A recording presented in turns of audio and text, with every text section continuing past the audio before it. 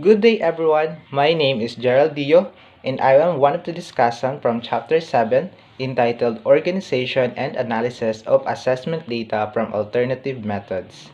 And in this chapter, I am assigned to answer the question, how do we quantify results from checklist and scale? So without further ado, let's get started. So how do we quantify results from scales and checklists? So scales could be a measure of non-cognitive dimension of students' behavior. When the items in the scale are answered by students, the response format quantifies the behavior measured by the scale. The types of response format vary depending on the nature of the behavior being measured. So our first example is Likert scale. So Likert scale, it is used to measure students' favorability and unfavorability toward a certain object. The favorability will depend on the degree of agreement or disagreement to a standpoint. So here is the example of a Likert scale being used to measure the employer's favorable and unfavorable attitude toward his or her job. And now, to quantify the scales, a numerical score can be assigned to each of the responses. For example, 4 points can be assigned to strongly agree, 3 points for agree, 2 points for disagree, and 1 point for strongly disagree. To get the total score for the overall scale, the points for each item can be summated. The total score is a representation of the overall trait being measured, and usually, high score in Likert scale represents favorable attitude and low score represents unfavorable attitudes. Norms are created to make specific cutoff points for the degree of favorability and unfavorability.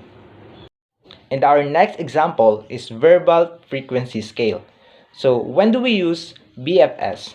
So we use BFS to measure how often a habit is done.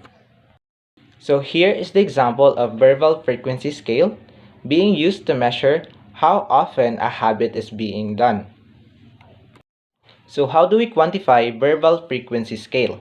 So similar to the idea of quantifying a Likert scale, a verbal frequency scale is scored by assigning numerical values for every response. So when always is answered, it can be given 5 points, 4 points for often, 3 points for sometimes, 2 points for rarely, and 1 point for never. And the total score for the habit can also estimated through a total score by summating the scores of all the items. So the higher the score means high frequency of the habit, while the low score means lower frequency of the habit. And our next example is linear numerical scale. And when do we use linear numerical scale? So this is used when a large array or ratings is provided among the participants within a continuum. The extreme points of the scales are provided with a descriptor. And now here is the example of linear numeric scale. So to answer how likely is that you would recommend this company to a friend or colleague, you may choose to answer not all likely, and you may choose to answer extremely likely. So not all likely may start from the value 0, 1, 2, 3, 4, 5, 6, 7, 8, 9, 10 for extremely likely. And our next example is semantic differential scale. So when do we use semantic differential scale? So we use semantic differential scale to describe the object or behavior by making use of two opposite adjectives.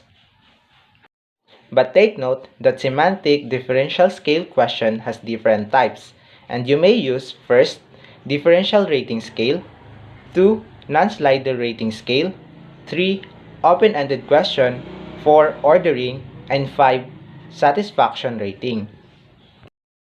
And here is the example of STS where two opposite objectives are being used to describe either an object or an attitude, where 1 is the lowest and 5 is the highest. And finally, our last example is the graphic scale. So when do we use graphic scale? So this scale uses illustration to represent the degree of presence or absence of the characteristic measured. This is usually used for respondents such as young children who have a limited vocabulary.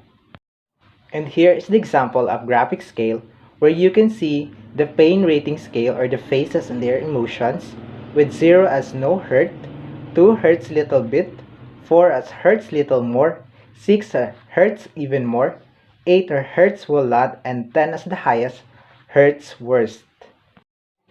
So that's all for our discussion. I hope you learned something. Thank you.